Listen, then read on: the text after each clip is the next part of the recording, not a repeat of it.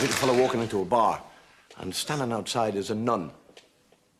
And she looks at him and she says, "Before you enter this den of iniquity, think of your mother and your father." He said, "They're dead. They're dead in heaven." She said, "Well, think of the damage the alcohol is going to do to your brain." Huh? What are you talking about? Have you ever had a drink? And the nun says, "No." He said, "Well, how the hell can you stand there talking about it and saying drink is going to do damage to your brain if you've never had it?" I'll tell you what, I'll go in, get your drink, bring it out, give it to you, you drink it. If you don't like it, then you can talk about it. But don't talk about things you've never experienced.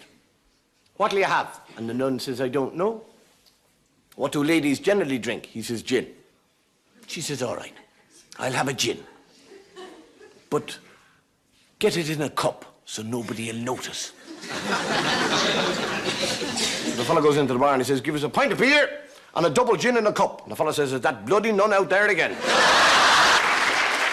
The Pope, discussing the existence of God with an out-and-out atheist, starts off very correctly, discussion, and as the hours go by, it gets more and more heated, and eventually the Pope turns to the man and he said, "The mom! Get the mom! And you, come here.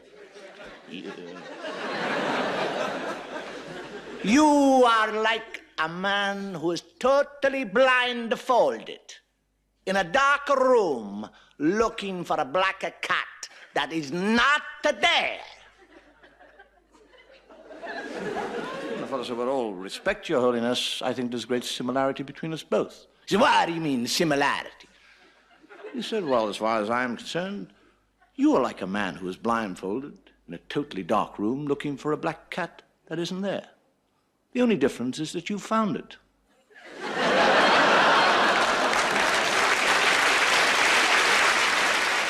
Get a nun, gets up in the morning and leaves and walks down the corridor. And another nun looks at her and says, it's a difficult thing to say, another nun, and says, "You got out of the wrong side of the bed this morning." And she goes on down, and another nun says, "You got out of the wrong side of the bed this morning." And this happens 15 times, and by then she's livid. And she meets the Mother Superior. And the Mother Superior is just about to open her mouth, and the sister says, "Don't tell me that I got out of the wrong side of the bed this morning!" And the Mother Superior said, "I wasn't going to say that. I was just going to say, what are you doing with the bishop's shoes on?"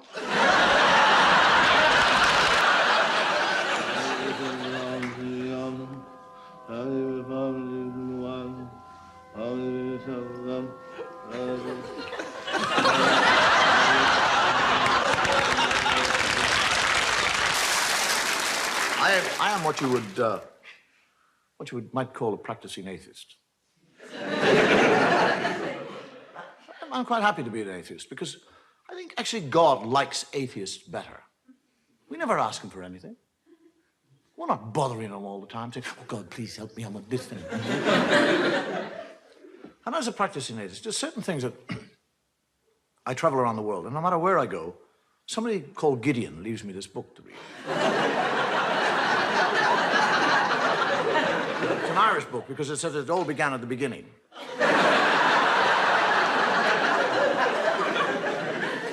There are certain things that, when I read the Bible, and I do read the Bible, that I find difficult to understand. I mean, if God has been there forever, what was he doing before he got to us? I mean, what was he out there doing? Was he sitting there going, "I'm bored today, what'll I do?" I mean, suddenly from nowhere, he suddenly decided to create a world. I'll make a world, that's what. Make a world, yes, that's what I'll do. Rivers, seas, boom, mountains, boom, everything is there. I want a garden. I'd like a nice garden. Whack! Garden me. Hate gardening. Need a garden. Gardener, spit and dust. Adam. Hey! And he, Adam, never once says, "Where in the name of God did I come from?" I mean, he's 40 years of age. He has no child, he has no recall. He doesn't say, "How did I get here?" But he's quite happy. He just kind of trundles around the garden, working away. And God is looking at him. And he sees that animal's happy.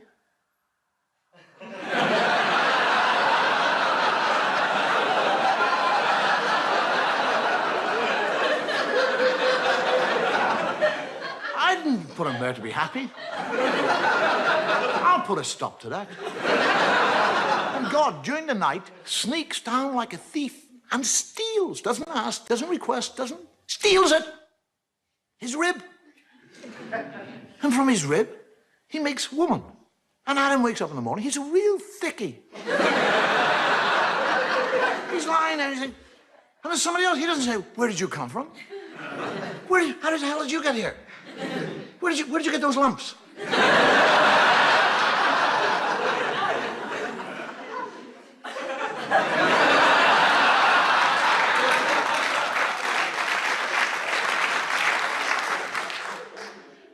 Just goes out and goes gardening. And God comes down and has a conversation with Eve and tells her that she can eat of any fruit in the tree in the whole garden with the exception of one fruit tree. He's talking to a woman. He actually tells her not to eat of the fruit. And then when she said, which tree can't I eat? He said, that one over there. He points it out to her.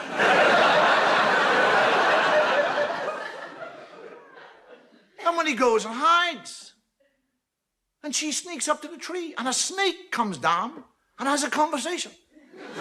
A snake. Now, if I see a snake, I'll back off. One starts talking, I'll crap myself.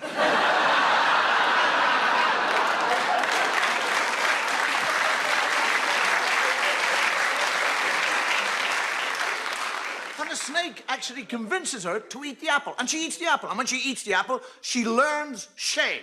That's what happens when you eat apples. Now, she's not ashamed that she's disobeyed God or that she's eaten the apple. She's ashamed of one part of her body. That's all. She becomes ashamed of that area of the body. Now, why that area? Why not her elbow? Her nose. Do you actually realize that if Eve had been ashamed of her nose, every woman in the world now would be ashamed of your noses? You'd all be sitting here tonight with little nose knickers on.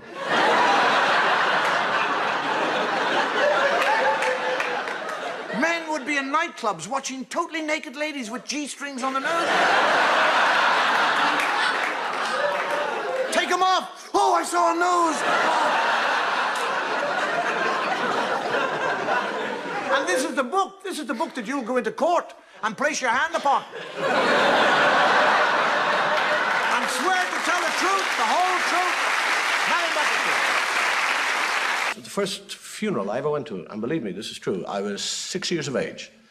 And as they lowered the box into the ground, the priest said, in the name of the Father and the Son and the Holy Ghost. And I, for years, used to bless myself and say, in the name of the Father and the Son and into the Holy Ghost.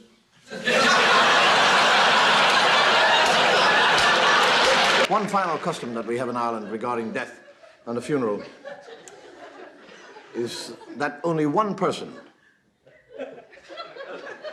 who is buried in a graveyard can go to heaven. Which basically means if two people are buried in the same graveyard on the same day, the last one in has got to wait till tomorrow. So can you imagine what would happen if one funeral met another funeral going to the same graveyard?